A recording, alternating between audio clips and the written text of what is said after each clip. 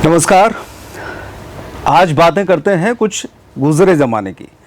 वो ज़माना जब या तो आंगन में खाट डालकर लेटते थे या फिर छतों में बिस्तर बिछाकर मच्छरदानी के भीतर लेटा जाता था। आसमान में तारों को गिना जाता था और उसी दौरान दादी और नानी की कहानियाँ कानों में एक अलग ही रस घोलती थी। उनकी किस्सा गोई में एक ऐसी क्यूरोसिटी होती थी कि बच्चे लगातार फिर क्या हुआ, फिर क्या हुआ, फिर क्या हुआ करते करते और वो रात के आधे और 1 घंटे कब गुजर जाते थे और वही कहानी सुनते सुनते बच्चों की कब नींद लग जाती थी पता ही नहीं चलता था। मोबाइल के इस ज़माने में नींदें उड़ जाती हैं, लेकिन उस दौर में ये था कि कहानी सुनते नींदें बहुत ही बेहतर ढंग से आती थीं। कहानी का फिर वो दौर समय के साथ गुजरता चला गया और उसके बाद ऐसा लगा कि मानो गायब सा ही हो गया हो। लेकिन अब गुजरते वक्त के साथ कहानी का दौर एक बार फिर से लौटा है। भले ही वो दादी नानी की कहानियों या उनकी आवाज़ों में ना हो, दूसरी आवाज़ों में हो, लेकिन अब वो कहानियाँ एक बार फिर से लौट आई हैं। एक चुटकी में, एक क्लिक पर आपको बड़े से बड़े साहित्यकारों की कहानियाँ, उनके नॉवेल्स और ऐसे अनछुए पहलू, ऐसे अनछुई कहानियाँ जो आपने शायद ही कभी सुनी हों, पहले बड़े मुश्किलों में मिलती थी या फिर आप जब बड़े होते थे लाइब्रेरी खंगालते थे और अगर आपका इंटरेस्ट उस दिशा में होता था तब आप वो कहानी या नॉवेल पढ़ पाते थे। लेकिन अब वो बहुत ही आसानी से उपलब्ध हैं। लेकिन उनकी आसानी से उपलब्ध होने की वजह आसान नहीं है। उसके पीछे कितनी मेहनत लगती है, कितना वर्कआउट होता है, कितना सोचना पड़ता है, छांटना पड़ता है कि श्रोता को कौन सी कहानी पसंद आएगी, किस आवाज़ में पसंद आएगी, उसके कहने का तरीका क्या होगा, तब जाकर लोगों को ये कहानियाँ लुभाती हैं। कहानियों, कविताओं से जीवन हमारा दो चार अक्सर होता रहता है, लेकिन कहते हैं कि कहानियाँ बहुत लंबे समय तक हमारे जहन में बसी रहती हैं। हमारी आपकी ज़िंदगी भी कहीं ना कहीं कोई कहानी होती है। गुज़रे वक्त में हमारी ज़िंदगी भी कहानी बन जाती है और कहते हैं कि कहानी को साधना बहुत कठिन होता है, ख़ास तौर पर कहानी के अंत की जब बात आती है। आपने कई बार देखा होगा कि फिल्मों में अक्सर हमें उनका जो कंक्लूज़न होता है, लास्ट का पार्ट होता है, और पुरानी फिल्मों की अगर बात करें तो अक्सर वही होता था कि विलेन जो है वो हीरो के परिवार के कुछ लोगों को पकड़ कर ले आता है, बंदी बनाता है, धमकी देता है और उसके बाद फिर फाइट होती है और ख़त्म। कई सारी फिल्मों में हमने ये देखा है, हम अंदाज़ा लगा लेते हैं। लेकिन इसके बाद बहुत सारे वर्क ऐसे हुए जिनमें कहानियों के अंत में काफ़ी बदलाव देखा गया और आश्चर्यचकित होने वाली बातें हुई।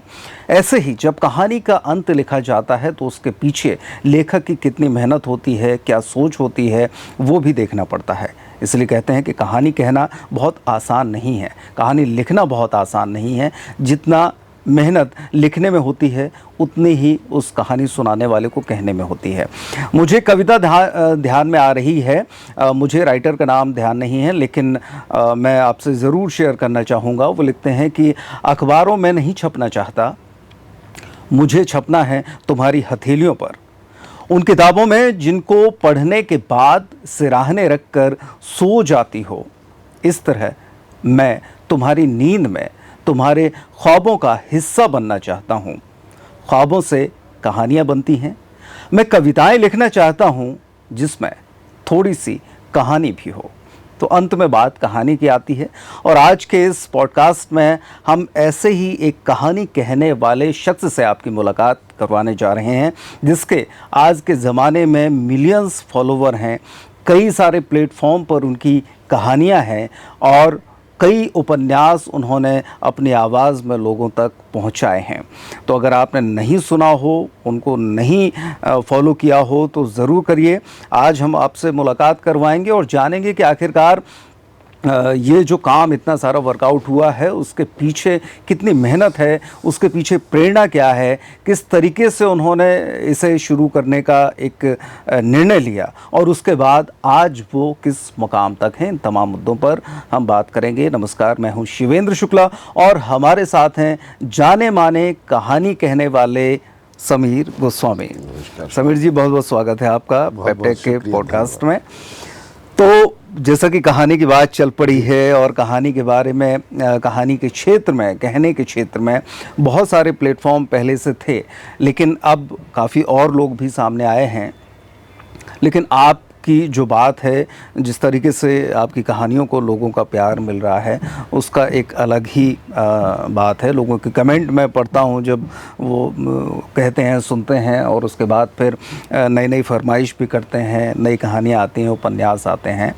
तो शुरू वहीं से करते हैं कि आखिरकार ये अचानक से कैसे, क्या, क्योंकि इतना तो मैं दर्शकों को भी बता दूं कि समीर गोस्वामी जी की बहुत अच्छी आवाज़ है, वो आकाशवाणी में अनाउंसर के तौर पर भी काम करते हैं, लेकिन मुझे लगता है कि ये काफ़ी लंबा दौर गुजरा एज ए अनाउंसर, फिर इसके बाद ये प्लेटफॉर्म आपका खुद का आया है। तो इस दौरान क्या कुछ ऐसा घटित हुआ या कहीं से कुछ ऐसा मिला कि अब मुझे ये करना चाहिए? क्या कहानी है इसके पीछे? दरअसल हुआ ऐसा कि आकाशवाणी में शिवेंद्र आपके साथ में हूँ, शिवेंद्र भी मेरे साथ हैं, मैं दर्शकों को बताना चाहूँगा। तो आकाशवाणी में मैं कुछ प्रोग्राम्स बनाता था, स्पेशल प्रोग्राम्स, ऑटोबायोग्राफी होती थी सभी की। लोग बाग इसको पसंद करते थे, व्हाट्सएप पर मैं शेयर करता था, लेकिन ऐसा प्लेटफॉर्म नहीं था मिल रहा था मुझे कि मैं ऑडियो के रूप में करूं, इसको शेयर करूं। यूट्यूब पर था तो उसमें कॉपीराइट का इशू आता था, जहां से मुझे कॉपीराइट के बारे में भी पता चला। इसी दरमियान क्या हुआ कि कुछ अच्छा करने की ललक हमेशा रही, तो मुझे मेरे भाई जैसे मित्र है, बड़े भाई जैसे, उन्होंने एक बार बोला कि आपने प्रेमचंद का साहित्य पढ़ा है? तो मैंने कहा साहित्य, समग्र साहित्य तो नहीं पढ़ा है, लेकिन कुछ एक कहानियां जो हमने स्कूल के टाइम पे, या कभी वो कभी किसी ईदगाह हो गई है ना, मैगजीन में कभी कोई निकल आई, इस टाइप की कहानियां तो पढ़ी है। तो बोले आप प्रेमचंद को पूरा पढ़िए। मैंने कहा ठीक है, पढ़ते हैं। तो उसमें मैंने पूरा प्रेमचंद का साहित्य, नॉवेल्स, स्टोरीज, सारी मानसरोवर के सारे भाग वो मंगवा लिए प्रिंट एडिशन में। अब उसमें मेरे साथ समस्या ये थी कि समय मेरे पास बहुत कम होता था, और मैं जिस काम में लगा हुआ था उसमें मुझे ट्रैवलिंग ज़्यादा करनी पड़ती थी। लेकिन ट्रैवलिंग में एक समस्या मेरे साथ थी कि मैं पढ़ नहीं पाता हूँ, क्योंकि मोशन सिकनेस से वॉमिट करता हूँ मैं। तो गाड़ी, जब मैं कार ड्राइव करता हूँ तो वॉमिट नहीं होती है, लेकिन अगर मैं पैसेंजर सीट पर बैठूँ तो वॉमिट होती है। अब मैं ये सोच करके वो सारी किताबें रखे हुए था, सारा साहित्य, कि मैं गाड़ी में जब रहूँगा फ्री 2 घंटे तो पढ़ लिया करूँगा, लेकिन वो किताब खोलूँ और सेंसेशन शुरू हो जाए। समझ में नहीं आ रहा था कि इसको कैसे करूँ। तो एक दिन मेरी आकाशवाणी में ड्यूटी थी, और आमतौर पर शनिवार और रविवार को रिले बहुत ज़्यादा होता है। तो मैंने सोचा कि मैं जो है, खाली टाइम मिल जाता है काफ़ी सारा। हाँ, तो मैंने कहा मैं इसको ले जाता हूँ और वहाँ पढ़ूँगा। तो पढ़ते पढ़ते अचानक मुझे लगा कि क्यों ना इसको रिकॉर्ड किया जाए। तो मोबाइल था उस वक्त, आकाशवाणी की अपनी सीमाएं हैं, उस पर रिकॉर्डिंग करके हम पब्लिक नहीं कर सकते, तो मोबाइल था मेरे पास, तो फुर्सत बैठा हुआ था, तो मैंने मोबाइल पर एक कहानी रिकॉर्ड की, जुर्माना रिकॉर्ड करने, मुंशी प्रेमचंद की जुर्माना थी। उनकी शायद मानसरोवर की पहले भाग की पहली कहानी है। वो कहानी रिकॉर्ड करने के बाद मैंने उसको व्हाट्सएप पर लोग बागों के साथ शेयर किया, तो वो रिस्पांस बहुत अच्छा आया। लोग बागों ने कहा कि अरे आपने बहुत अच्छे से कहानी सुनाई है, ये वो, और आवाज़ तो आपकी अच्छी है ही, और कहने का तरीक़ा भी बहुत अच्छा है, और कहानी भेजो। तो मैंने नेक्स्ट कहानी रिकॉर्ड की। इसके बाद जब वो 2 कहानी मेरी रिकॉर्ड हो गई, भेजी, और मैं जब कार में जा रहा था तो मैंने स्वसुखाय के लिए फिर अपनी कहानी सुनना शुरू की। गाड़ी में लगा दी, एक बार रिवाइव भी हो जाए कहानी। वो कहानी मुझे भी अच्छी लगी। आमतौर पर मुझे अपनी आवाज़ अच्छी नहीं लगती, अपनी शैली अच्छी नहीं लगती, मुझे दूसरे की ज़्यादा अच्छी लगती है, लेकिन वो कुछ अच्छा लगा। मुझे लगा कि मैंने जो बोला है उसी भाव में मैं बह भी रहा हूँ। तो उससे एक आइडिया ये हुआ कि मैं इस गाड़ी में, कार में, अगर मोबाइल या उसके म्यूज़िक सिस्टम के थ्रू कहानी सुन सकता हूँ, तो इसका मतलब ये है कि बहुत से लोग मोशन सिकनेस से प्रभावित हैं, वो लिटरेचर नहीं पढ़ पा रहे हैं, तो उनके लिए मैं ये कहानी रिकॉर्ड कर दूं, मेरा पढ़ना भी हो जाएगा। बड़ा चूंकि डगमगा रहा है, ट्रेन में हो तो थोड़ा इजी रहता है, लेकिन गाड़ियों में, बसों में उतना आसान नहीं रहता, संभव नहीं हो पाता है। तो मैंने कहा ये तो मतलब दोनों चीज़ें हो गई, मैं साहित्य भी पढ़ लूँगा और लोग बागों के लिए मैं कुछ कर भी प्रोवाइड भी करा दूँगा, तो दो तो ये साहित्य की सेवा भी हो जाएगी, साहित्य की सेवा हो जाएगी। और एक कलाकार के लिए हमेशा एक चीज़ रहती कि थोड़ा सा नाम भी हो, प्रशंसा, तो वो प्रशंसा भी हो जाएगी। तो मैंने इसके लिए एक DR-05 करके छोटा सा रिकॉर्डर होता है, पोर्टेबल रिकॉर्डर, उसको ख़रीदा। और घर पे मैंने बेडरूम को थोड़ा सा ऐसा किया कि साउंड कम आए और उसमें रिकॉर्डिंग करना शुरू कर दी और उसको व्हाट्सएप के थ्रू भेजना शुरू कर दिया। जब भेजा तो लोग बागों ने वाकई उसको बहुत अच्छा रिस्पांस दिया। मेरे एक परिचित हैं तो उनका मतलब कई बार चीज़ें बड़ी भावनात्मक हो जाती हैं। उनका फ़ोन आया कि मेरे एक परिचित है और वो बेड पर है और वो आपकी कहानी सुन के अपना समय गुजारते हैं क्योंकि वो चल नहीं सकते, तो आप जितनी स्पीडली इसको कर सके उतनी स्पीडली कर दें।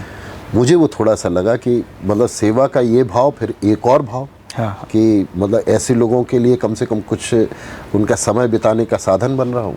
तो मैंने उसको और स्पीड किया, थोड़ी और मेहनत करके मैंने जल्दी जल्दी कहानियाँ रिकॉर्ड करना शुरू कर दी। रिस्पॉन्सेज वहीं आते थे जो हमारा क्लोज सर्किट था, जो व्हाट्सएप पे ग्रुप पे जुड़ा हुआ था, और थोड़ा और एक्सटेंड कर देते होंगे लोग शेयर करके। मैं तलाश में ऐसे प्लेटफॉर्म की था कि जिसमें कि पब्लिक को सर्च करके ये कहानियाँ मिल जाएं। यूट्यूब उसमें था, लेकिन यूट्यूब का जो एक टेम्पलेट है और जो यूट्यूब के लिए हम सोचते हैं वो ये है वीडियो का प्लेटफॉर्म है, पॉडकास्ट नहीं है, ऑडियो अकेले का नहीं है। तो उस पर लोग बाग सिर्फ ऑडियो सुनना शायद पसंद ना करें क्योंकि वीडियो उसमें, और उसमें कवर बनाना पड़ता था, फिर उसको ऑडियो को मूवी में कन्वर्ट करना, तो थोड़ा सा समय ज़्यादा लगता, वो समय में यहाँ रिकॉर्डिंग में मेरा कम हो जाता था, वहाँ से मेरी समय की कटौती होती थी। फिर इसी बीच मैं एक न्यूज़ चैनल की न्यूज़ सुन रहा था, काफ़ी स्थापित न्यूज़ चैनल है और वर्ल्ड का अच्छा है, तो उसका न्यूज़ सुन रहा था। तो उसमें था कि इसकी लिंक जो ये इनका ऑडियो है वो किस सर्वर पर डला हुआ है। तो मैं उसके रिवर्स में जा कर के देखा तो एक ऑडियो बूम करके कंपनी थी, उसके सर्वर पर वो डला हुआ था।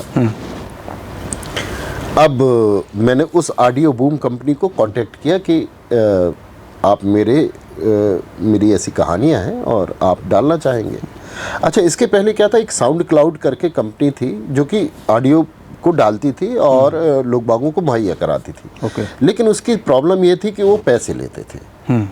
अब समस्या ये थी कि मैं अपना समय भी लगा रहा हूँ, अपने इक्विपमेंट्स भी लगा रहा हूँ, ऊपर से उनको पैसे भी दूँ। तो उस वक्त ये वैसे ही हो गया कि नाई के यहाँ बाल कटवाने जा रहे हैं, बाल भी रख लिए तो वो मुझे थोड़ा रास नहीं आया। तो ये ऑडियो बूम को मैंने कांटेक्ट किया। ऑडियो बूम ने कहा कि आप कंटेंट अपना भेजिए। मैंने उनको कंटेंट भेज दिया। तो वो कंटेंट उन्होंने जैसे ही भेजा है और उन्होंने इतना अप्रिसिएट किया, उन्होंने तुरंत मेरी आईडी जनरेट की, सब कुछ की और बोली सर आप तो अपलोड करिए। मैंने अपलोड किया और मतलब मुझे पता नहीं था कि इतना स्पीडली वो लोग बागों को पसंद आएगा। 10-15 दिन के अंदर उनके फॉलोअप्स आना शुरू हो गए कि सर और कंटेंट बनाइए, और बहुत कर रहा है। थोड़ी देर मतलब ये है 2017 की बात है, 2016 से मैंने रिकॉर्डिंग शुरू की थी, 17 में ऑडियो बूम आया। 17 के अंत में 18 के शुरुआत में ये हुआ कि उनका मेल आया कि सर वो आप हमें मास्ट हेड बना के दीजिए, उसका कवर इमेज बना के दीजिए अपने पॉडकास्ट की, और वो एप्पल वाले मांग रहे हैं।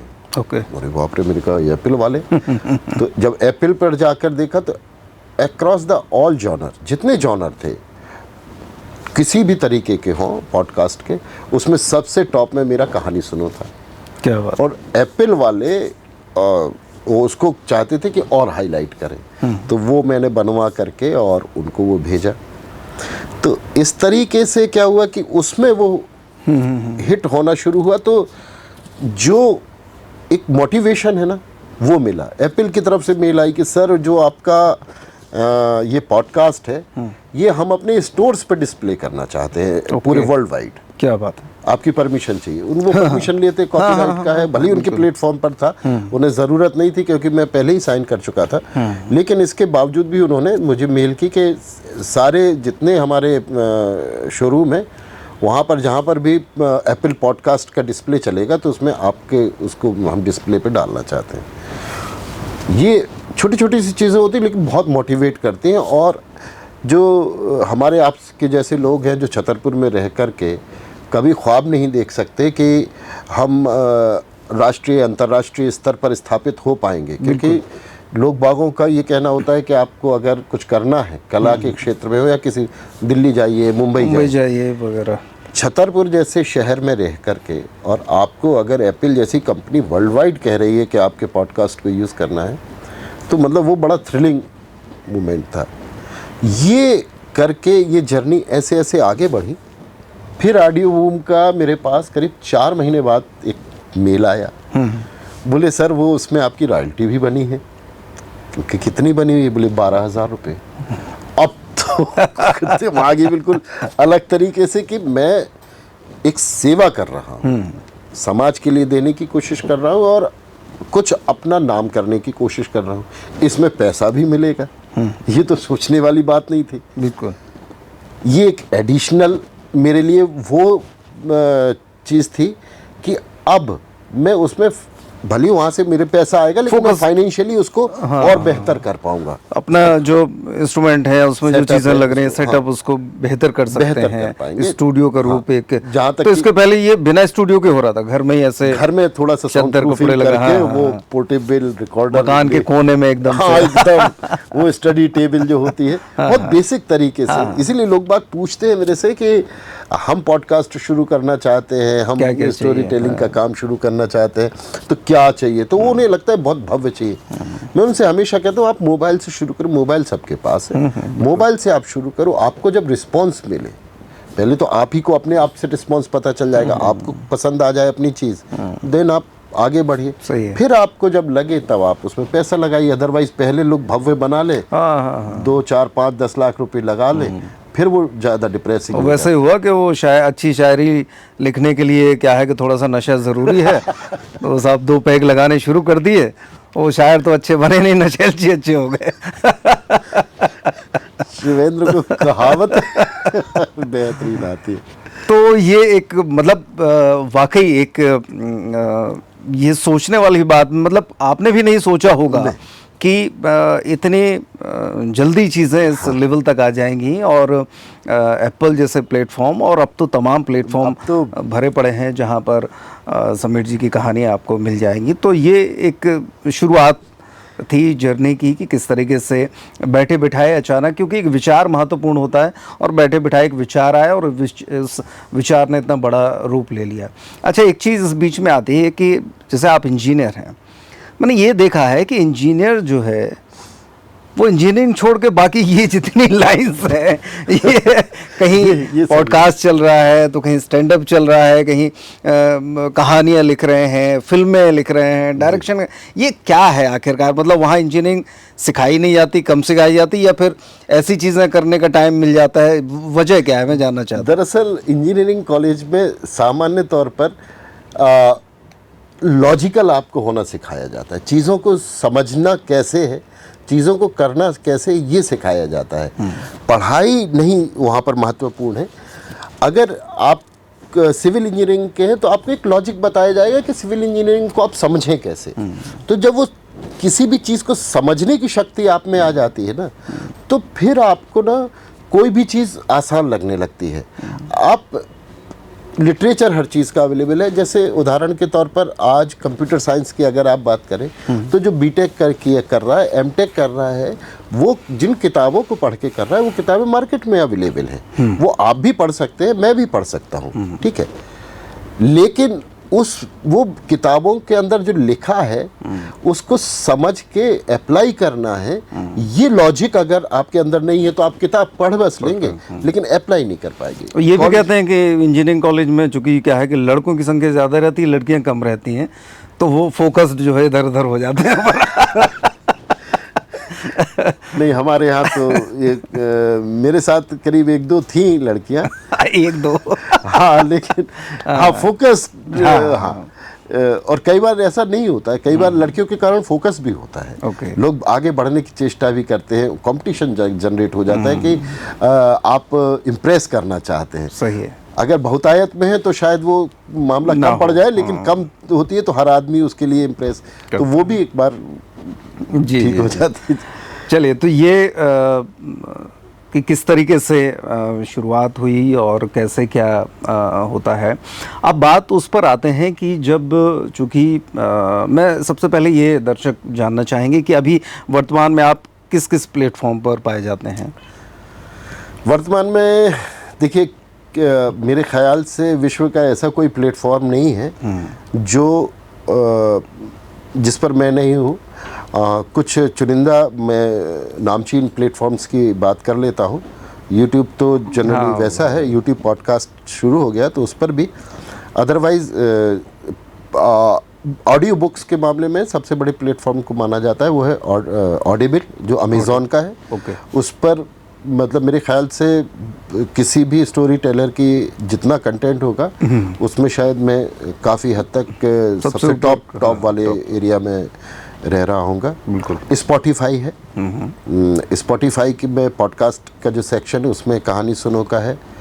और अभी इंडियन अगर हम उनकी बात करें पॉडकास्ट की तो कुकू एफएम भी है, ये भी अच्छा राइज कर रहा है, इस पर भी है।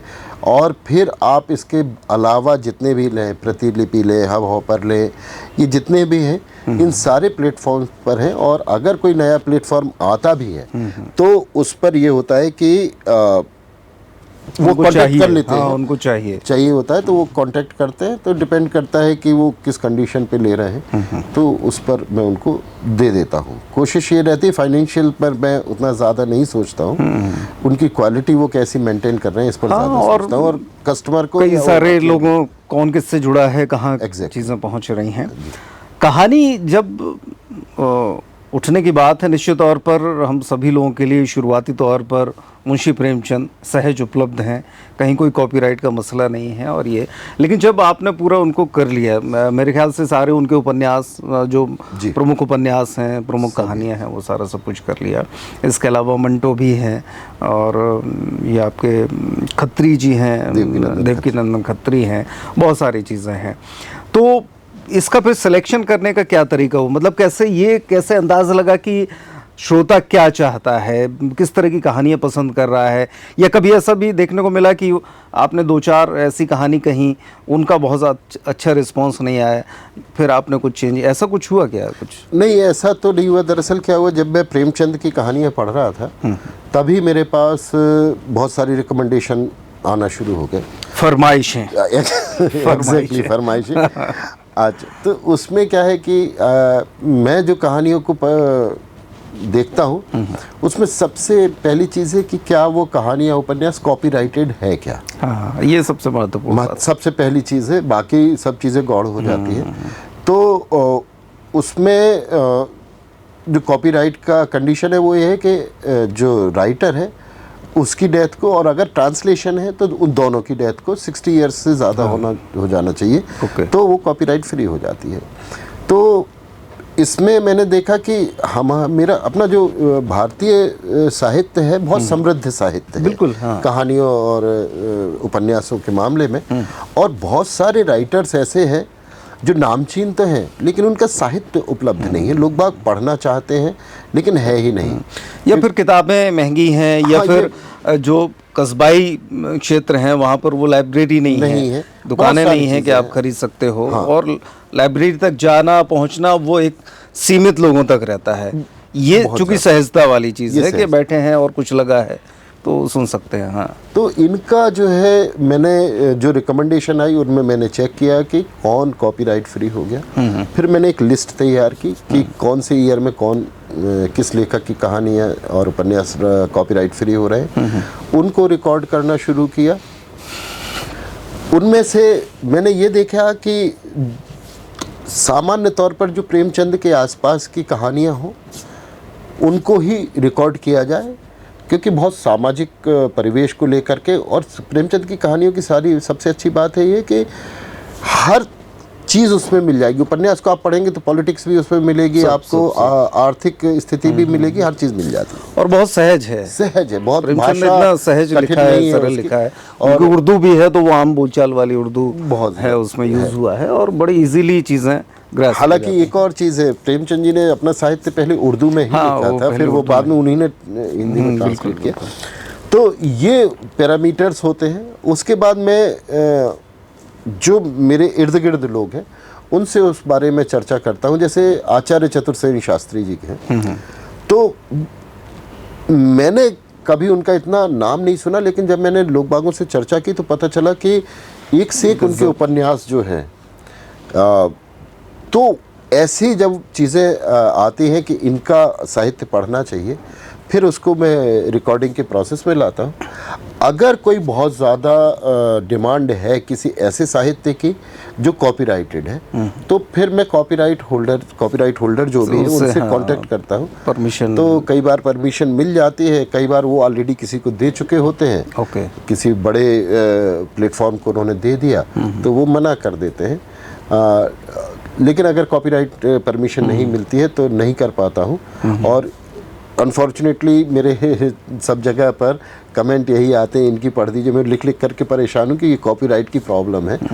धर्मवीर भारती की बहुत आती है फरमाइश, ठीक है ना, इनके। तो ऐसे किसी राइटर से, मैं बीच में रोकना चाहता हूँ, ऐसे किसी राइटर से हुआ ऐसा कांटेक्ट या कभी बात हुई जो जिनका कॉपीराइट लेना पड़ा हो? हाँ, फणीश्वर नाथ रेणु में है उनका कॉपीराइट। तो उनके फैमिली वाले जैसे सिर्फ कॉपीराइट दे दिया आपको पढ़ने के लिए, या फिर वो भी रॉयल्टी की उम्मीद करते हैं या मांगा कुछ ऐसा? नहीं, इसमें देखिए बनता तो है, मुझे देना चाहिए। स्वाभाविक सी बात है कि हाँ, मैं जब मेहनत कर रहा हूँ और मुझे लगता है कि मैं इतनी मेहनत कर रहा हूँ और उस पर अगर उसमें कुछ मेरे लिए उपार्जन होता है या मेरी फैमिली के लिए होता है, आज मैं दूसरा काम करके अपनी फैमिली के लिए सेटअप करके जाऊं तो वो उससे तो अर्निंग करेंगे ना, बच्चे हैं उससे बिल्कुल कमाएंगे खाएंगे। और मैं अगर ये कर रहा हूं और मेरे साथ समाप्त हो जाए या ना मिले तो फिर लोग बाग ऐसी मेहनत से बचेंगे, ठीक है ना, खाली समय में शौकिया तौर पर करेंगे।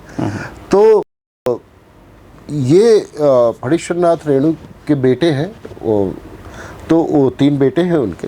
तो इसकी मेला आंचल का बहुत ज़्यादा डिमांड आई, तो फिर मैंने उनके बेटों से संपर्क किया। तो उनके एक ही बेटे सारा कुछ देखते थे, उनसे फ़ोन पे मेल पे दक्षिणेश्वर नाम है उनका, तो उनसे संपर्क किया। उन्होंने सहर्ष कॉपीराइट का कर दिया। कुछ मैंने उन्हें पैसा भी दिया कि मतलब ठीक है, अच्छा नहीं लगता है कि मैं, वो अगर चाहते तो वो फ्री में भी दे देते, लेकिन थोड़ा सा मुझे नहीं लगा, तो उनके लिए कुछ सम्मानजनक निधि जो है सम्मान के तौर पर, और एक रेणु जी का सम्मान भी उसमें समाहित होता है, तो उसको किया है। और इसके साथ लेकिन एक बहुत अच्छी घटना भी घटी। क्या हुआ कि मैं इतना कॉपीराइट का केयर करता हूँ तो यूट्यूब पर भी डालता हूँ मैं। वन फाइन डे मैंने मेला आंचल को कई पार्ट्स में डाला हुआ था, तो वन फाइन डे मेरे पास यूट्यूब से मेल आती है कि मेला आंचल पर कॉपीराइट स्ट्राइक लगा। और ये आप 13 दिन में आप अपना कॉपीराइट स्ट्राइक का मैटर सॉल्व कर लीजिए, अदरवाइज आपका चैनल बंद हो जाएगा। अब मुझे बहुत दिक्कत होने लगी, मेरे पास कॉपीराइट भी था। मैंने यूट्यूब से संपर्क किया तो यूट्यूब वाले बोले हम कुछ नहीं करेंगे, वो तो जिसने स्ट्राइक लगाई उससे बात कीजिए। फॉर्चुनेटली ये स्ट्राइक लगाई थी राजकमल प्रकाशन वालों ने। तो राजकमल प्रकाशन वालों से मैं बहुत पहले से परिचित हूँ, तो उन्होंने जब स्ट्राइक लगाई तो मैंने उनसे संपर्क किया, तो बोले नहीं आप चिंता मत कीजिए, और अगर आपके पास कॉपीराइट है तो ये अलग हो जाएगा। दरअसल जो मेला आंचल बुक थी उस पर लिखा हुआ था कि कॉपीराइट होल्डर उनके फणीश्वर नाथ रेणु जी के बेटे हैं। तो मैंने उनसे लिया, उनसे डायरेक्टली लिया। इन्हें ये पता नहीं था, इन्होंने ले लिया होगा एडिशनल, मतलब इनके पास तो प्रिंटिंग वाला था लेकिन एडिशनल इन्होंने फिर उनसे ले लिया होगा और इन्होंने स्ट्राइक लगा दिया मेरे ऊपर अनजाने में, कुछ नहीं। अब वो मैंने इनको भेजा कि ये मेरे पास लेटर है उनका कॉपीराइट का, तो बोले ठीक है आप, मैंने कॉपीराइट स्ट्राइक खत्म करने के लिए यूट्यूब को लिखा, तो यूट्यूब वाले बोलते हैं कि हम ये राजकमल वालों को भेजेंगे और वो अगर ख़त्म करते हैं तो ही माना जाएगा। अब उन्होंने राजकमल वालों को वो मेरी मेल फॉरवर्ड कर दी, वो राजकमल वालों ने वहाँ से कॉपीराइट स्ट्राइक ख़त्म करने की भी प्रोसेस शुरू कर दी, लेकिन यहाँ यूट्यूब वाले कह रहे हैं मुझे कुछ नहीं मिला। अच्छा, अब वो मेरे 13 दिन समाप्त होने वाले, अब बड़ी दिक्कत खड़ी हो गई। मैंने उनसे पूछा कि क्या किया जाए, तो बोले अब बताइए मैं क्या करूं। मैंने यूट्यूब से काफ़ी जद्दोजहद के बाद यूट्यूब ने कहा कि आप इसमें क्लेम आता है, उस क्लेम पर आप करिए, और अगर आप इस क्लेम पर करते हैं तो क्या होगा कि राजकमल प्रकाशन वालों को फिर ये मजबूरी हो जाएगी कि अगर आप झूठा क्लेम कर रहे हैं तो राजकमल प्रकाशन वाले आपके ऊपर कोर्ट में केस करें, और कोर्ट में जब केस करेंगे और वो कॉपी हमें भेजेंगे तो हम उनका जो कॉपीराइट है वो सस्टेन करेंगे, अदरवाइज हम आपका सस्टेन करेंगे। तो हमने वो प्रोसीजर, पहले ये लगा कि राजकमल वाले प्रकाशन वालों को अच्छा नहीं लगेगा, हम आप थोड़ा सा भावनात्मक वैसे किसी को वो एक टेक्निकल मामला है। मैंने उनको कहा कि मैं ऐसा करने जा रहा हूँ कि उसमें आपको चैलेंज किया जाए, बोले नहीं कर दी। मैंने चैलेंज किया, उसका उन्होंने रिस्पॉन्स नहीं दिया, तो मेरा ऑटोमेटिक रिस्टोर हो गया।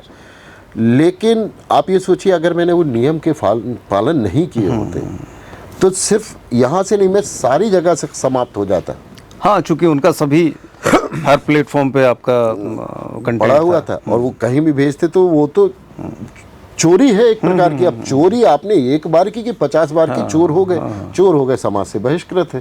तो ऐसे आप डिजिटल सर से यानी कि सिर्फ कहानी कहना नहीं, बल्कि उसके जो ये टेक्निकल पहलू हैं बहुत ज़रूरी, उनको आपको जानना पड़ेगा। कॉपीराइट के क्या मसले हैं, किस तरीके से कॉपीराइट लगता है या कैसे आपको परमिशन लेनी है, ये तमाम चीज़ें आपको जब आप बड़े लेवल पे जाते हैं, क्योंकि जब तक आपको कोई पहचानता नहीं तब तक तो कोई मसला नहीं है। लेकिन जब पहचानने लगे, उससे एक अर्निंग रेवेन्यू जनरेट होने लगा, तो निश्चित तौर पर लोग अपना काम करते हैं पीछे इसमें। और इसमें मेरे पास बहुत से लोगों के फ़ोन आते हैं कि सर वो मेरा कॉपीराइट से बंद हो गया, आप क्या करें। हमने कहा कुछ नहीं कर सकते आप, और उसमें इतना स्ट्रिक्ट पॉलिसीज़ रखे हुए हैं कि आप वो ट्रैक करते हैं कि आप उसी या रिलेटेड आईडी से दूसरा चैनल बनाएंगे तो उसको भी वो ब्लॉक कर देंगे। भाई वो चोरी है, चोर को एक बार उन्होंने आइडेंटिफाई कर लिया कि ये चोर है, फिर वो आप किसी भी दरवाजे से घुसने की कोशिश करेंगे वो आपको ब्लॉक कर देंगे। तो हमेशा ये ख्याल तो बहुत रखना चाहिए कॉपीराइट का वायलेशन आप बिल्कुल ना करें। तो आचार्य चतुर्सेन की बात हो गई, फणीश्वरनाथ रेणु की बात हो गई, मुंशी प्रेमचंद की बात हो गई, मंटो पे बात करते हैं। फिर कैसे सोचा कि सादत हसन मंटो पर भी कुछ काम किया जाए। इनकी कहानियाँ कब उठाई आपने? इसके पहले पढ़ी कभी ऐसे इक्का दुक्का? मंटो का मैंने सुना था कि मंटो बहुत अच्छा लिखते थे, लेकिन बहुत बदनाम भी हैं।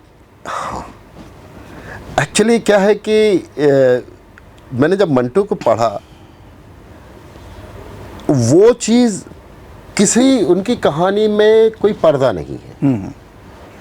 किसी भी बात को कहने के लिए उन्हें कोई उदाहरण नहीं चाहिए, आड़ नहीं चाहिए, कुछ नहीं चाहिए। वो कहते हैं कि चूंकि समाज में जो घटित हो रहा है, मैं वो लिख रहा हूँ, तो इससे आपको क्यों प्रॉब्लम हो रही है। तो उसमें जैसे उनकी और कहानी अगर आप पढ़ें ना, टोबा टेक सिंह उनकी बहुत फेमस कहानी है, लेकिन और कहानी आप पढ़ें तो आप उनको अगर समझें तो बहुत विभत्स रोंगटे खड़े हो जाते हैं। ग्लास मतलब आप कि खोल दो कहानी। वो लड़की जो मतलब उसको बोलते हैं और नाड़ा खोल देती है, आप इमेजिन करिए उसकी मनोदशा। और उस तो मंटो को जब मैंने पहली दूसरी कहानी उनकी पढ़ी तो मुझे लगा ये बिल्कुल ही अलग है, और डेफिनेटली अगर हम खुले विचार वाले हैं, हमें शब्दों से आपत्ति नहीं है, तो मंटो को पढ़ना चाहिए। हमें मंटो के पढ़ने से उस समय का जो समाज रहा है, विशेष तौर पर उन्होंने पार्टीशन के समय का बहुत साहित्य लिखा है, बिल्कुल। तो उस समय जो घटनाएं घटित हुई हमें वास्तविक घटनाओं से वो रूबरू कराता है।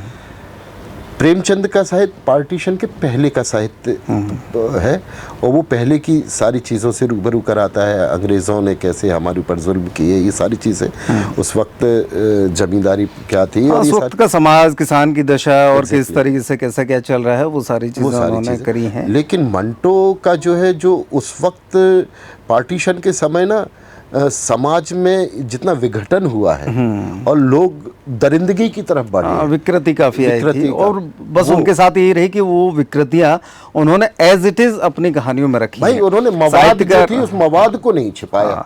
साहित्यकार का काम ये, साहित्यकार का ये सोचना रहता है कि थोड़ा सा शब्दों में हेर फेर करके, जिससे कि वो सारे लोग पढ़ें और उनको कहीं इस तरीके से चीजें ना लगें। लेकिन मंटो ने वो नहीं किया। उनका कहना था कि जब ये समाज इतना गंदा है तो उसकी गंदगी उसी तरीके से आनी चाहिए, तब जाकर कहीं आप वो करेंगे तो निश्चित हो। तो मंटो की कितनी कहानियाँ आपने पढ़ डाली हैं? मेरे ख्याल से 300 साढ़े 300 के आसपास। तो ये कैसे फिर, क्या सारी किताबें आपको बुक फॉर्म में मिली या फिर? कई मंटो की कहानियाँ बुक फॉर्म में अगर मिल भी जाती हैं तो मैं उसे डिजिटल कन्वर्ट करता हूँ, क्योंकि क्या होता है रिकॉर्डिंग करते वक्त ना मैं उसी कंप्यूटर स्क्रीन पर पढ़ने में कंफर्टेबल होता हूँ, क्योंकि माउस से मैं ऐसे स्क्रॉल करते चले जा रहा हूँ। अगर पेज है पलटने में दिक्कत होती है, साउंड और कई बार पहले का भी कुछ कंटेंट रिवीजन के तौर पर पढ़ना पड़ता है, तो वो आसान हो जाता है, तो मैं उसको स्कैन कर लेता हूँ। अदरवाइज़ अगर मुझे PDF फॉर्मेट में कहीं मिल जाती है तो मैं वहाँ से डाउनलोड कर लेता हूँ। कोशिश ये करता हूँ कि जितनी चीज़ें, जितने अभी साहित्य में पढ़ूँ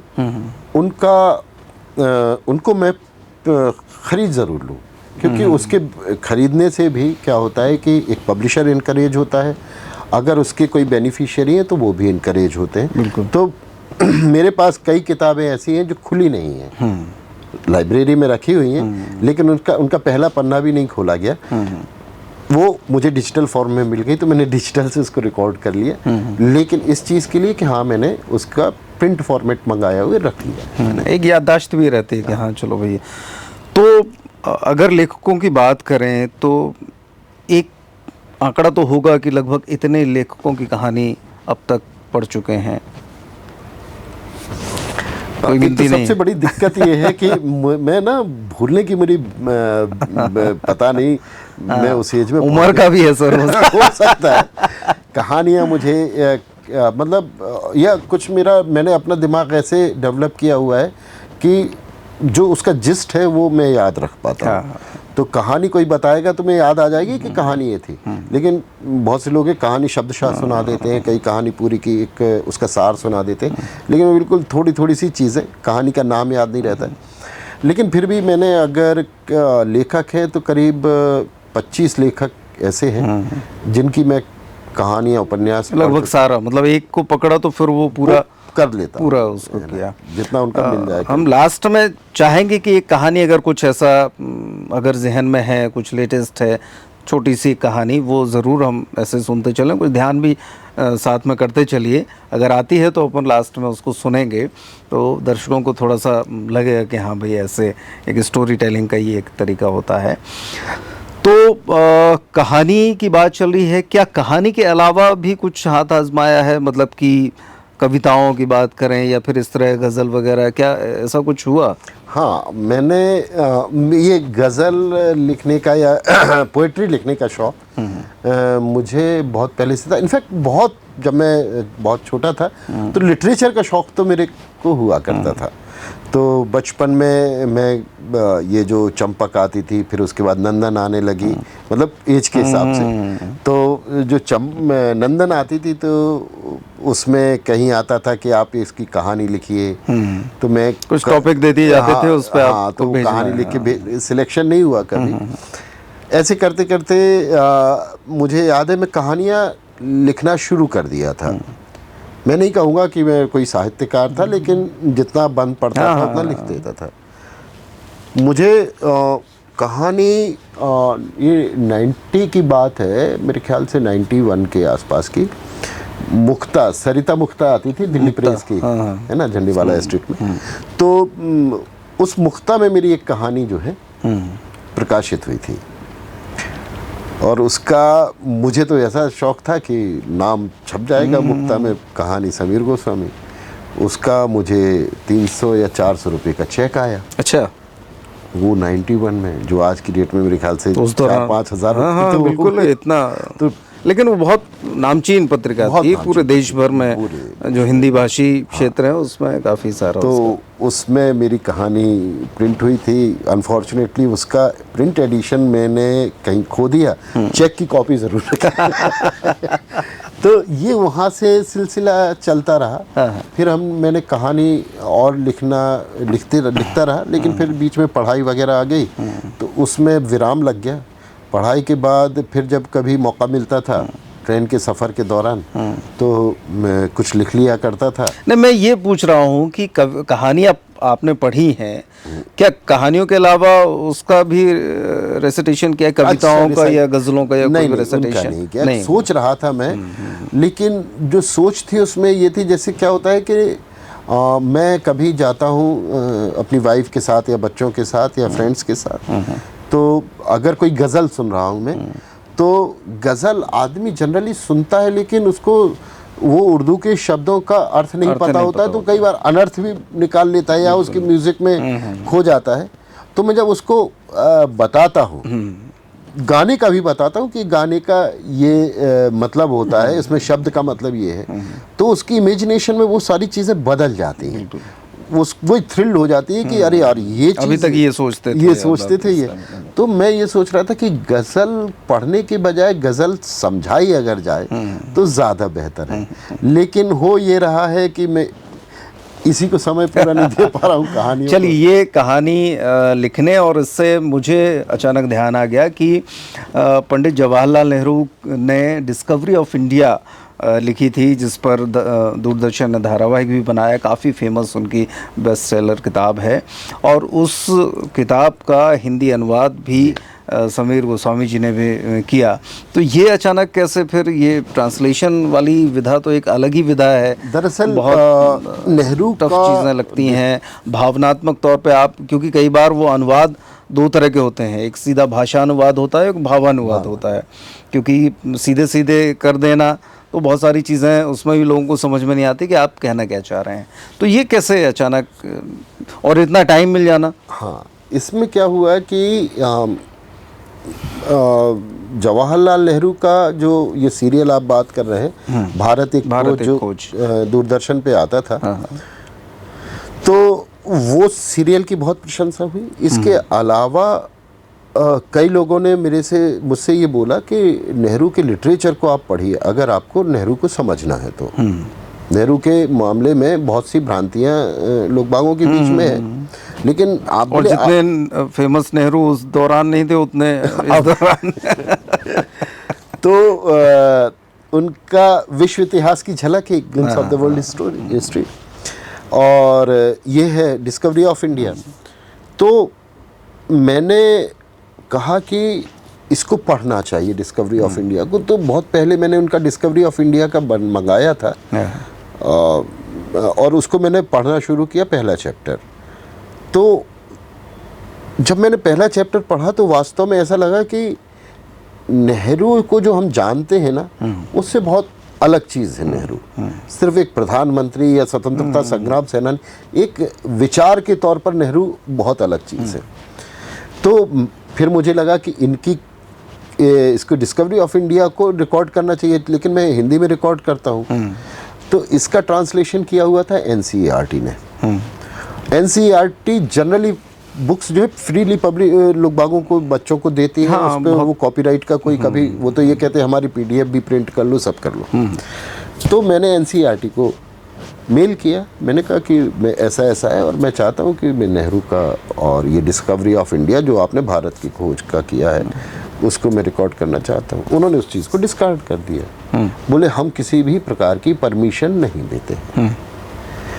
उन्होंने ये भी नहीं कहा कि आप करोगे तो हम कोई ऑब्जेक्शन नहीं लेंगे। ऐसा उन्होंने शायद नहीं लेते, मतलब दुविधा में रखा कि अब लेकिन एथिकली भी हमें सही नहीं लगा कि कल को फिर, आज तो मेला आंचल था तो मेरा यूट्यूब स्टोर हो गया जिसका विधिवत मेरे पास, कल को पता नहीं एनसीईआरटी को क्या हो जाए, वो एक स्ट्राइक लगा दे तो मेरे पास तो कुछ भी नहीं रहेगा। 2025 में नेहरू का साहित्य जो है कॉपीराइट फ्री हो रहा था क्योंकि उनकी डेथ को 60 साल हो गए। ओके।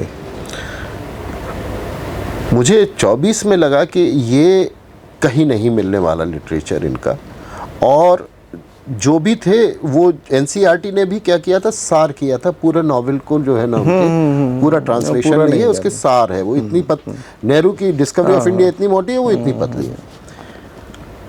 तो मुझे 2024 में लगा कि इसको ट्रांसलेट करते हैं, ट्रांसलेशन से मुझे भी बेहतर समझ में आएगा, क्योंकि एक रफली पढ़ के निकल जाना और एक भाव सहित पढ़ना, क्योंकि जब आप ट्रांसलेशन करते ना तो उस एक वाक्य को आपको 10 बार सोचना पड़ता है। तो मैंने 2024 के शुरुआत से इसके काम में लग गया। कई लोगों से मैंने बात की कि आप करिए, तो लोग बागों ने उसमें इंटरेस्ट नहीं दिखाया। वो एक तो क्या होता है, डिस्कवरी ऑफ इंडिया का आप नॉवल देखिए ना, इतना मोटा देख के ही घबराहट होने लगती सही है। और फिर उसके ऊपर ट्रांसलेशन मैंने जो है इसको किया। इसमें मेरे साथ एक ऐसा पूरा परफेक्शन तो था नहीं, तो मेरा जो ये सब काम करते थे एडिटिंग का, अनूप खरे हैं आकाशवाणी में, वो भी है, हिंदी की बड़ी अच्छी जानकारी रखते हैं वो, तो उनको मैंने ट्रांसलेट करके मैं उनको भेजता रहा कि आप इसकी भाषाई उसको चेक करिए। उनकी परेशानी ये है कि वो अंग्रेज़ी नहीं जानते, तो बोले कि मैं अंग्रेज़ी तो जानता नहीं हूँ, मैं कैसे पता करूँगा कि नेहरू ने क्या लिखा। दोनों भाषाएं जब आप कमांड हो तब। तो मैंने कहा इंग्लिश से हिंदी में क्या लिखा है वो मैंने समझा हुआ है, लेकिन भावना वो पहुँच रही है कि नहीं पहुँच रही है, शब्द कहीं गलत तो नहीं हो रहे हैं, ये आप एक बार प्रूफ रीडिंग के तौर पर देख लीजिए, और प्रूफ रीडिंग आपको करनी है। लेकिन उन्होंने इतना अच्छा काम किया कि कहीं पर भी वो जो एक सिक्स्थ सेंस उनकी बोलती थी कि यहाँ पर कुछ गड़बड़ हो रही है, तो वो चेक करते थे उधर से, और जो टूटा फूटा समझ में आता था उससे फिर हमें बोलते थे कि आप इसको देखिएगा कि ये मुझे कुछ गड़बड़ है, इसकी जगह क्या शब्द हो सकता है या क्या लाइन हो सकती है। फिर वो उनको या तो वो शब्द सही होता था तो मैं उनको बताता था तार्किक रूप से इसका मतलब क्यों ये डाला गया है, या फिर आप जो कह रहे हैं वो सही है। तो इस तरीके से वो 1 साल तक चलते चलते चलते चलते, अब उसमें वो मुझे जनवरी में लॉन्च भी करना था, और यहाँ से ये इनको भी प्रूफ रीडिंग में टाइम लग रहा था, मेरा लगभग कंप्लीट हो गया था। तो फिर उठा करके मैंने जितना ये कंप्लीट करते जाते थे उतना मैं रिकॉर्ड करता चला जाता था। कोशिश करते करते जनवरी तक तो नहीं हो पाया, लेकिन हाँ फरवरी तक में हम लोगों ने उसको कंप्लीट भी कर लिया, रिकॉर्ड भी कर लिया। तो अमेज़ॉन पर इसमें किंडल किताब की शक्ल में, कि जहाँ किंडल के रूप में डिजिटल फॉर्म में भी है, और ऑडिबल पर, वो ऑडिबल ने तो हाथों हाथ उसको, जैसे ही मैंने उनको बोला कि, तो बोले सर आप तो दे दीजिए हमें, और वो उसके बारे में हमें बात ही नहीं करनी, हमें चाहिए तो उन्होंने ले लिया। अभी फ़ोन आया था कि प्रिंट वर्जन भी कोई निकालना चाह रहा है उसका, तो मैंने कहा आप वर्किंग कर लीजिए, कोई आपत्ति मुझे है नहीं। तो वो भी तो अभी प्रिंट वर्जन नहीं है, नहीं प्रिंट वर्जन मैंने अप्रोच नहीं की है, अभी प्रिंट वर्जन की। चलिए, तो अब ये लिखने की भी बात हो गई और पढ़ने की तो बात चल ही रही है। अगर दर्शकों के लिए सुझाने की बात कही जाए कि वो सुन तो रहे ही हैं, लेकिन कई बार एक वो होता ना, कहते हैं कि एक जो पन्ने की एक जो खुशबू होती है, मतलब हम लोग उस पीढ़ी के हैं या ज़माने के कह लें कि हमें आज भी वो पन्ने पलटने की आदत है, वो जब पढ़ते हैं तो उसका एक अलग सुरूर होता है, एक अलग, और उसमें फिर आपने कागज़ फंसा के रख दिया और फिर अगले दिन फिर से वो शुरुआत होती है। तो ऐसे जो नए लोग हैं या जो थोड़ा बहुत साहित्य की समझ रखते हैं, लेकिन बहुत सी चीज़ें ऐसी हैं कि उनको उपलब्ध नहीं, मिल नहीं पाती, या फिर वो मंगाना चाहते हैं लेकिन उनको पता नहीं कि क्या ठीक रहेगा, उन लोगों के लिए क्या सुझाते हैं आप कि उनको अगर साहित्य से जुड़ना है, अच्छी कहानियाँ पढ़ना है, नॉवेल पढ़ना है, तो वो एक स्टेप बाय स्टेप, क्योंकि ये होता ना कि एक बार पता चला कि आपने कोई बहुत ज़्यादा गहरा पढ़ लिया, सीधे आपको देवकी नंदन खत्री उठा लिया आपने, तो आप कंफ्यूज हो जाएंगे, इतने कैरेक्टर हैं, जादू टोना दुनिया की चीज़, तो आप कहोगे साहब ये क्या है। और जैसे प्रेमचंद हैं, बहुत सहज हैं, बहुत सरल हैं, इस तरीके से और भी। तो एक अगर क्रमिक ढंग से हम बात करें तो आपको क्या लगता है कि अगर 10 लोगों के नाम या 5 लोगों के नाम सुझाए जाएं तो किनको किनको शुरुआत के लेवल पे पढ़ना चाहिए? क्योंकि अगर वो इतना पढ़ लेंगे तो फिर इतनी समझ तो विकसित हो जाएगी कि फिर कोई भी उपन्यास या वो चीज़ें पढ़ सकते हैं।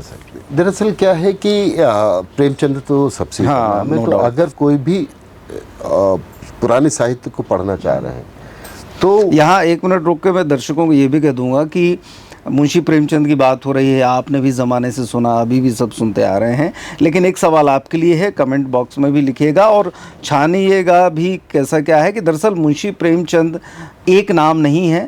मुंशी और प्रेमचंद 2 अलग अलग नाम हैं।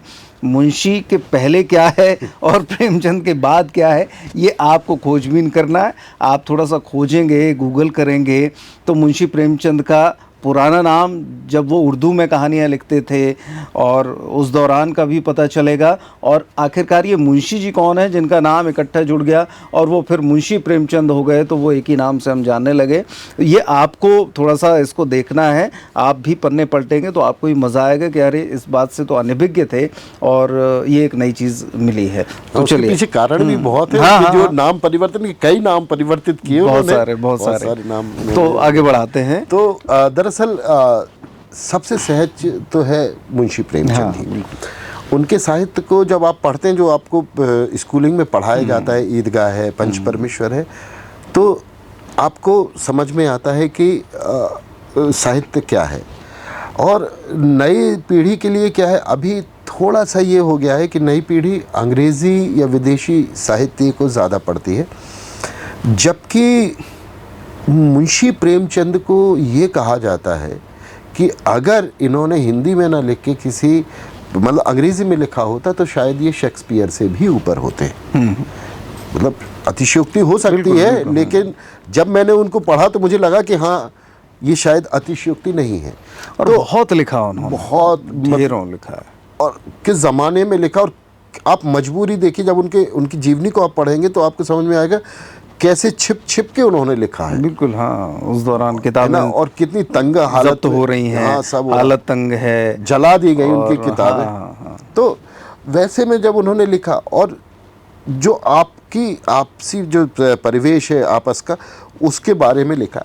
तीसरी चीज़, आप हिस्ट्री की बात करते हैं। हिस्ट्री देखिए, आप चाहे अंग्रेज़ी का साहित्य पढ़ लें, चाहे हिंदी साहित्य पढ़ लें, बंगला पढ़ लें, असमिया पढ़ लें, कोई भी पढ़ लें, रशियन पढ़ लें, ईरानियन साहित्य पढ़ लें, कुछ भी पढ़ लें, आपको हिस्ट्री अगर जाननी है और आप भ्रमित हैं हिस्ट्री के बारे में कि नहीं साहब, ये जो हिस्टोरियन है ये गलत फैक्ट्स के साथ इन्होंने हिस्ट्री, आप उस वक्त के साहित्य को पढ़िए।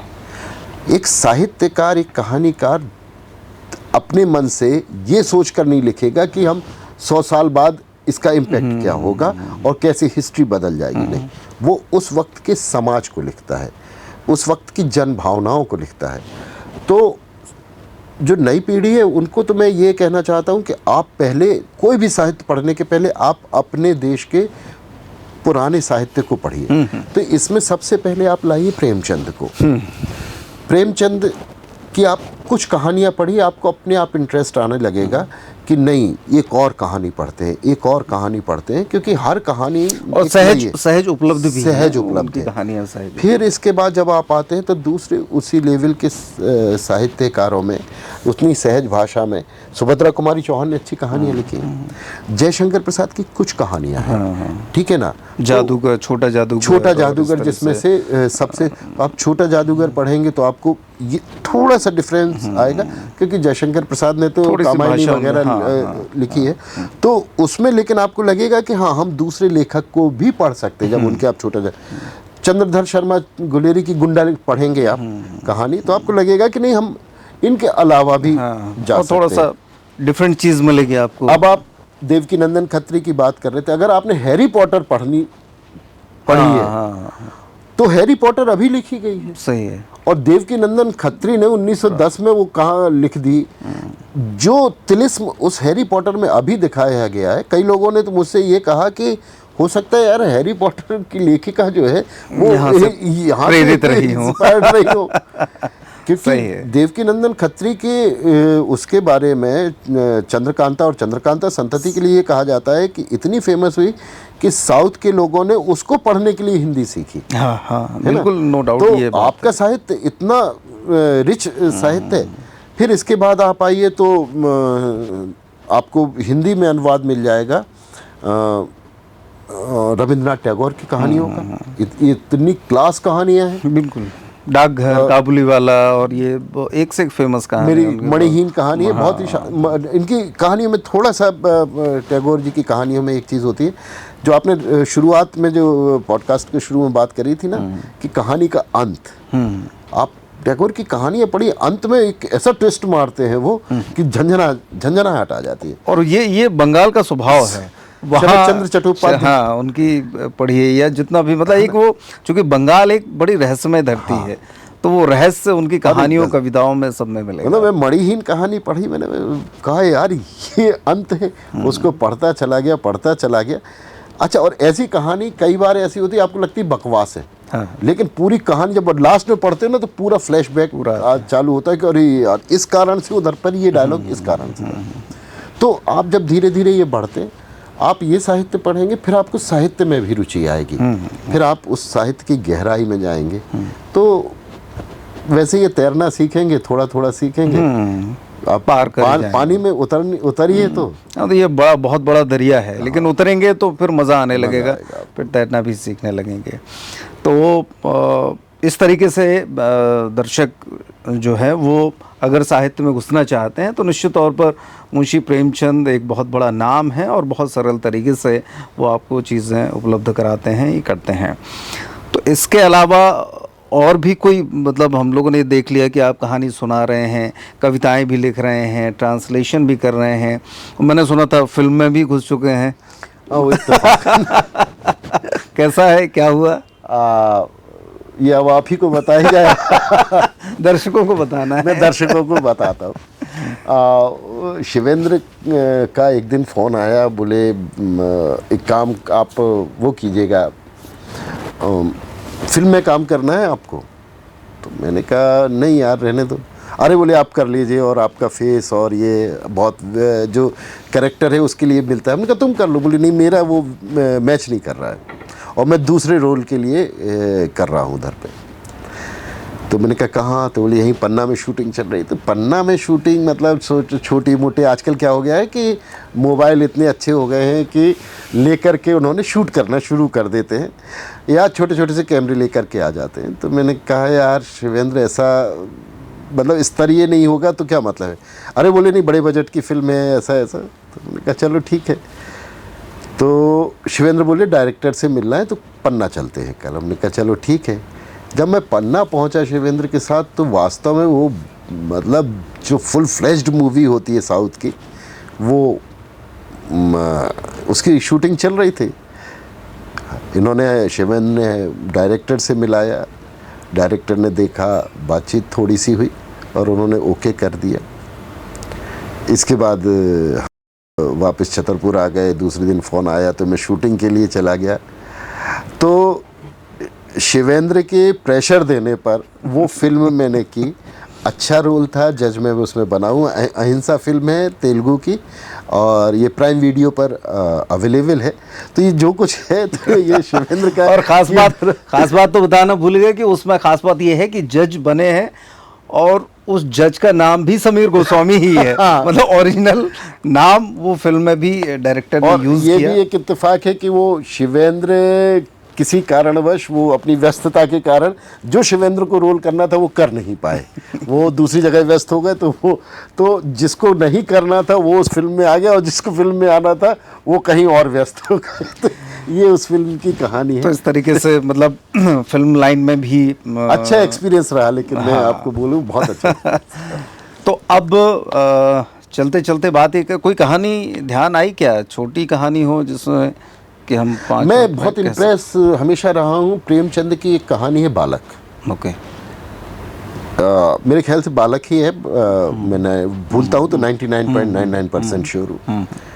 उस कहानी ने मुझे बहुत झकझोरा है दिल तक। मतलब जो सोच के मामले में है, वो कहानी एक ऐसी है कि एक ज़मींदार रहते हैं, ज़मींदार के यहाँ पर एक नौकर रहता है। वो नौकर वो ज़मींदार उस कहानी को कह रहे हैं। तो ज़मींदार बोलते हैं वो नौकर बहुत अक्खड़ स्वभाव का और वो ऐसा काम से काम रखने वाला टेढ़ा आदमी, तो मैं भी मजबूरी में उसको पसंद करता था, ब्ला ब्ला ये सारी चीज़ें हैं। उसका एक किसी औरत से इश्क हो जाता है नौकर का। वो जब उसका इश्क हो जाता है तो ये उसको मना करता है, लेकिन वो कहता है नहीं नहीं नहीं ये तो चलता रहेगा नौकर। और वो जो औरत रहती है वो मतलब समाज में कई पुरुषों के साथ संबंध बनाए हुए औरत रहती है।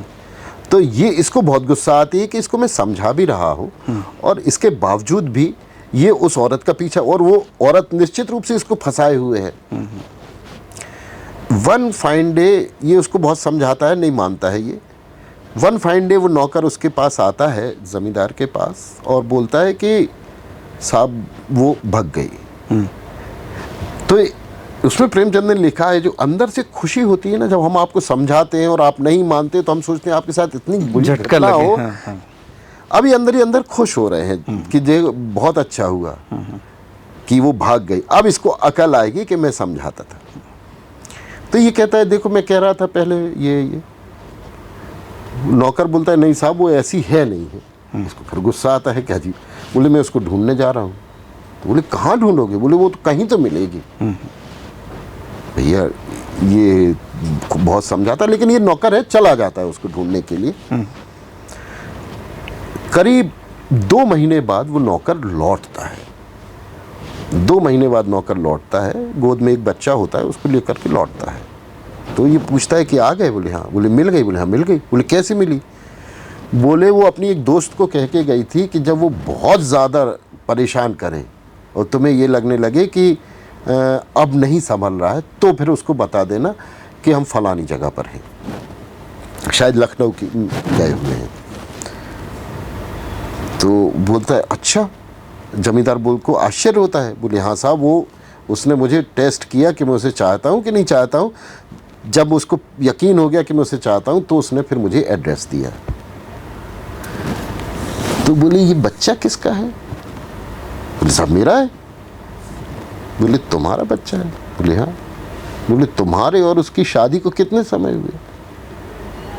बोले साहब 3 महीने।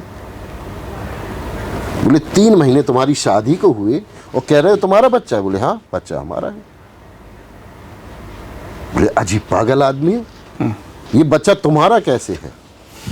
तो बोलता है, बड़ी संजीदगी से बोलता है साहब हम किसी की कोई अगर खेत लेते हैं ना तो फसल भी हमारी होती है, उसकी फसल को नष्ट नहीं करते हम, फसल को उजाड़ के नहीं फेंक देते। जमींदार का मतलब उसमें जो कमेंट है कि इतनी ऊंची सोच वाला आदमी जिसको मैं नीचा मानता था वो उसने आज मुझे कितना नीचा कर दिया। ये इम्पैक्ट किया कि मतलब वास्तव में उसने जो उदाहरण दिया है खेत का और फसल का, वो बच्चा किसी और का था उसके पेट में, लेकिन चूंकि इसने उससे शादी कर ली थी तो इस बच्चे को अपना बच्चा माना और ये कोई नहीं कर सकता। ये बड़ी भावनात्मक कहानी थी जो मुझे हमेशा इम्पैक्ट करी है। मणिहीन कहानी है। खैर मैं ये देख रहा हूँ कि मैं चूंकि बहुत बगल में बैठा हूँ तो इतने भावना से कहानी पढ़ी कि आपको आंखें भर आई हैं। आप गौर करेंगे तो नज़र आएगा। तो ये ताकत होती है कहानियों में जब आप पूरे मनोयोग के साथ, पूरे भावों के साथ उसको पढ़ते हैं और उसमें उतरते हैं, उन किरदारों से आत्मसात करते हैं तब। क्योंकि कहते हैं ना किरदार कहानी के या फिल्मों के हों, जब आप उनसे जुड़ते हैं, हम ऐसे ही मान लें कि अगर फिल्म में कोई किरदार हीरो वो अगर चोर है तो आप उस चोर से ही ऐसे जुड़ जाते हैं कि आपको ये लगता है कि ये अंत तक पकड़ा न जाए। आप इतना उसको आत्मसात कर लेते हैं, इतना जुड़ जाते हैं। या बाकी और कैरेक्टर से भी चीज़ें ऐसी होती हैं। वैसे ही इन कहानियों किस्सों का यही हाल है। यही वजह है कि जब हम बचपन में कहानी किस्से सुना करते थे तो अक्सर कई बार बड़े भावुक हो जाते थे और कई बार भावनात्मक जो भावनाएं हैं वो इन किताब के पन्नों से या आप सुनते सुनते जब करते हैं तो उनसे जुड़ती हैं।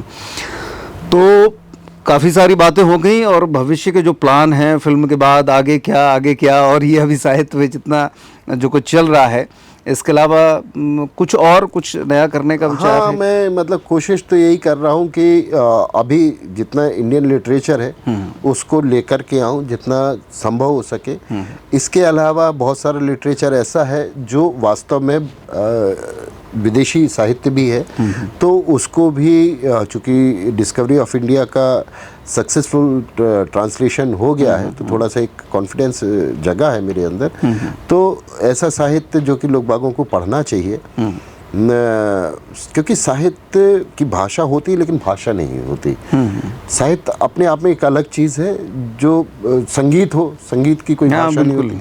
तो जो साहित्य अच्छा है वो किसी भी भाषा में किसी के पास भी पहुंचना चाहिए, हर आदमी के पास पहुंचना चाहिए और भाव के साथ पहुंचना चाहिए।